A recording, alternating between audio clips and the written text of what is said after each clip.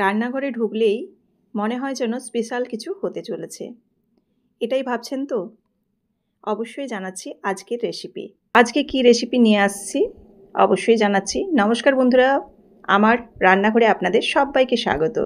সবাই কেমন আছেন? আশা করি সবাই ভালো আছেন। আমার রেসিপিগুলি আপনাদের কেমন লাগে অবশ্যই কিন্তু কমেন্ট করে জানাতে ভুলবেন না।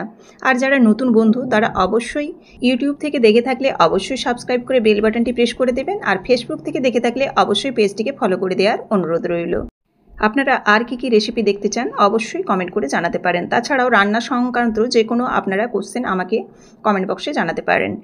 তো চলুন, আজকে খুব সিম্পল একটা ভেজ রেসিপি আপনাদের সাথে শেয়ার করছি। চিচিঙ্গার রেসিপি খুবই সিম্পল, খুবই সাধারণ এবং খুব ঝটপট হয়ে যায় এই রেসিপিটা। যারা সবজি প্রেমী, একটু বিভিন্ন ধরনের সবজি খেতে পছন্দ করেন, তাদের জন্য কিন্তু খুবই একটি উপাদেয় রেসিপি। তো চলুন, এই রেসিপি বানানোর জন্য প্রথমে কড়াই সর্ষের তেল দিয়ে দিচ্ছি গোটা জিরে, শুকনো লঙ্কা ফোড়ন, আর এখানে কাঁচা লঙ্কা কুচি এবং বেশ কিছুটা পেঁয়াজ দিয়েছি। পেঁয়াজটা একটু বেশি দিলে টেস্টটা ভালো হয়, কেন কি চিচিঙ্গার মধ্যে একটা গন্ধ থাকে, আর এই পেঁয়াজটা যদি একটু বেশি পরিমাণে দেওয়া হয় তাহলে কিন্তু এর স্বাদ হয় অনন্য। তো এখানে আমি কুচনো পেঁয়াজটা দিয়ে আর কাঁচা লঙ্কাটা দিয়ে একটু নাড়াচাড়া করে পেঁয়াজটাকে হালকা নরম করে নেব। এখানে লাল করে ভাজার কিন্তু কোনো রকম প্রয়োজন নেই। পেঁয়াজটা যখন একটু ভাজা ভাজা হয়ে যাবে তখন এর মধ্যে আমি দিয়ে দেবো চিচিঙ্গাটাকে আমি হাফ রাউন্ড করে দেখুন কেটে নিয়েছি। এবার আমি এই চিচিঙ্গাটা দেওয়ার পর এর মধ্যে দিয়ে দিচ্ছি হলুদ গুঁড়োটা কালারের জন্য এখানে হালকা দিচ্ছি।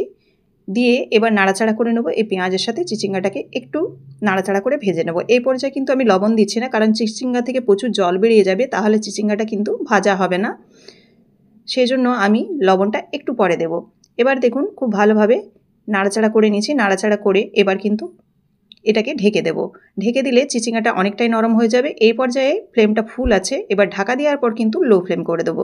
লো ফ্লেমে মোটামুটি 2 থেকে 3 মিনিটের মতো রেখে দেবো। আর চলুন আমি এখানে পোস্তটা বেটে নিই।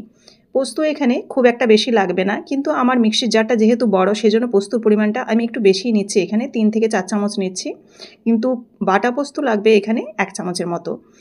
তো এবার দেখুন এই পোস্তটাকে আমি ঠিকঠাকভাবে মিক্সিতে বেটে নেব। তো খুব একটা আমি কিন্তু মিহি পেস্ট করে বাটিনি, একটু হালকা দরদরা করে পিষেছি।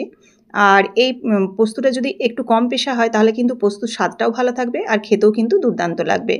এবার দেখুন এখানে চিচিঙ্গার ঢাকাটা আমি খুলে নিয়েছি। খুলে নেওয়ার পর এবার ঢাকাটা খুলে একটু নাড়াচাড়া করে নিচ্ছি। আর দেখুন চিচিঙ্গা থেকে কিন্তু বেশ কিছুটা এমনিতেই জল বেরিয়ে গেছে। এবার এর মধ্যে দিয়ে দিচ্ছি ধনে গুঁড়ো আর জিরে গুঁড়ো। আর চিচিঙ্গাটা দেখুন এখানে কিন্তু অর্ধেকটার মতো সেদ্ধও হয়ে গেছে। দিয়ে দিলাম এখানে ঝালের জন্য আর একটু লঙ্কা গুঁড়ো। আপনারা চাইলে লঙ্কা গুঁড়োটা স্কিপ করে যেতে পারেন। আমি যেহেতু প্রথমে কাঁচা লঙ্কা ব্যবহার করেছি, আপনারা ঝালটা আপনাদের মতো করে দিবেন। কাঁচা লঙ্কা বা গুঁড়ো লঙ্কা দুটো মিশিয়েও দিতে পারেন বা শুধু কাঁচা লঙ্কা দিয়েও করতে পারেন। এবার এভাবে ঢাকা দিয়ে আমি চিচিঙ্গাটাকে সেদ্ধ করে নেবো। আর এদিকে যে ধনে জিরেটা দিলাম সেটাকেও কিন্তু মশলাটা একটু কষিয়ে নিতে হবে, যাতে কাঁচা গন্ধ না থাকে। এই জন্য দেখুন নাড়াচাড়া করে আমি খুব ভালোভাবে কিন্তু কষিয়ে নিলাম। আর জলটাও দেখুন অনেকটাই শুকিয়ে গেছে।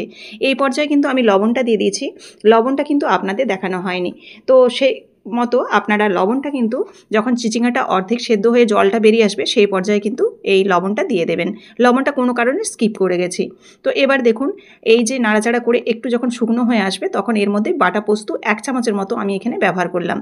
বাটা পোস্তটা দিয়ে বেশ ভালোভাবে নাড়াচাড়া করে নিলাম। এখানে আর কোনো রকম জল ব্যবহার করলাম না। আর নামাবার আগে আমি খুব সামান্য এখানে চিনি দিয়ে দিলাম। ব্যাস নাড়াচাড়া করে এবারে শুকনো করে একদম নামিয়ে নিলাম। এই রেসিপিটি কিন্তু শুকনো শুকনোই খেতে ভালো লাগে। তো দেখুন খুব সুন্দরভাবে একদম শুকনো শুকনো হয়ে গেছে, আর এটা গরম ভাতের সাথে কিন্তু দুর্দান্ত খেতে লাগে। তো প্রত্যেক দিনের মতো আমি এখানে সার্ভিং বলে রেডি করে নিচ্ছি। যেটা আপনাদের প্রত্যেক দিন আমি রেডি করে দেখাই সেটা অবশ্যই কিন্তু দেখাবো, অবশ্যই শেষ পর্যন্ত দেখতে থাকুন। তো দেখুন কতটা সুন্দর হয়েছে, আর পোস্তটা যেহেতু একটু দানা দানা আছে সেজন্য কিন্তু দেখতেও দুর্দান্ত হয়েছে। তো এই রেসিপিটি যদি ভালো লেগে থাকে অবশ্যই লাইক, কমেন্ট এবং শেয়ার করবেন, আর চ্যানেলটিকে সাবস্ক্রাইব করে পাশে থাকবেন। আবার দেখা হচ্ছে নেক্সট রেসিপিতে। সবাই ভালো থাকবেন, টাটা।